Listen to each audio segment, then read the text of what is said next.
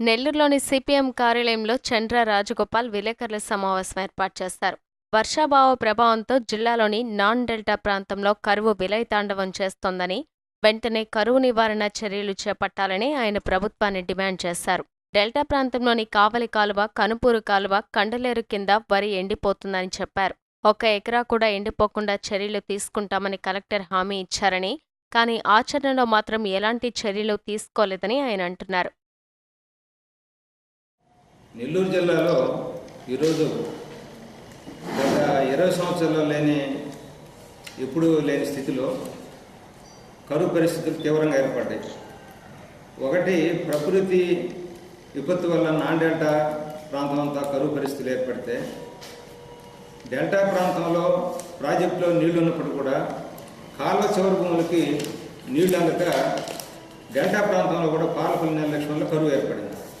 అందువల్ల రైతులు చాలా తీవ్రమైనటువంటి ఇబ్బందులు ఉన్నారు. గత సంవత్సరం వర్షపాతం మన నెల్లూరు జిల్లాలో 1000 మిల్లీమీటర్లు కానీ సుమారు 600 మిల్లీమీటర్లు కురిసింది. ఈ సంవత్సరం కూడా 600-700 మధ్య మిల్లీమీటర్ల మధ్యనే వర్షం కురిసింది. అందుకని నాన్ డెల్టా ప్రాంతం అంతా గత సంవత్సరం ఈ సంవత్సరం వర్షాలు తక్కువ కావడంతో పైర్లు పెట్టుకోవడమే చాలా తక్కువగా పెట్టుకున్నారు. ఆ పెట్టిన పైర్లు కూడా ఎండిపోయే పరిస్థితి ఏర్పడింది. తర్వాత ఈరోజు చాలామంది అసలు పెట్టుబడులు పెట్టి ఈ విష ప్రయత్నం చేసి ఈ పంటలను కాపాడుకునేదానికి ఈరోజు రైతులు చాలా తీవ్రమైన ఇబ్బందుల్లో ఉన్నారు.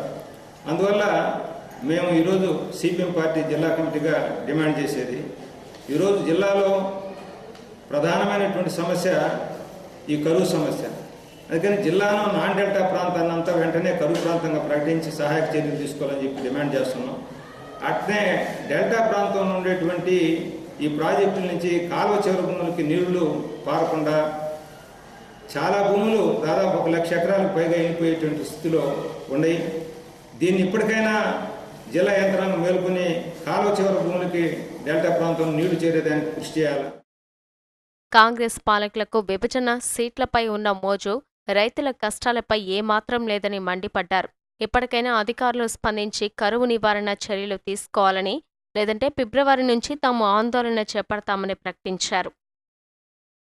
ఈరోజు అధికారంలో ఉండేటువంటి కాంగ్రెస్ ఎంతసేపటికి ఈ రాష్ట్ర విభజన సమస్యను తప్ప, ఏ పార్టీల్లో చేరితే మాకు టికెట్ వస్తుంది, ఏ పార్టీలో చేరితే మేము గెలుస్తామనేటువంటి వైఖరి తప్ప, అధికార పార్టీలో ఉండేటువంటి మంత్రి కానీ శాసనసభ్యులు కానీ అట్నే పాలకులు కానీ ప్రజలు జిల్లాలో ఎదుర్కొనేటువంటి ప్రధాన సమస్య మీద దృష్టి మళ్లించి రైతుల్ని ప్రజల్ని ఆదుకునేదానికి ఎలాంటి చర్యలు తీసుకోలేదు.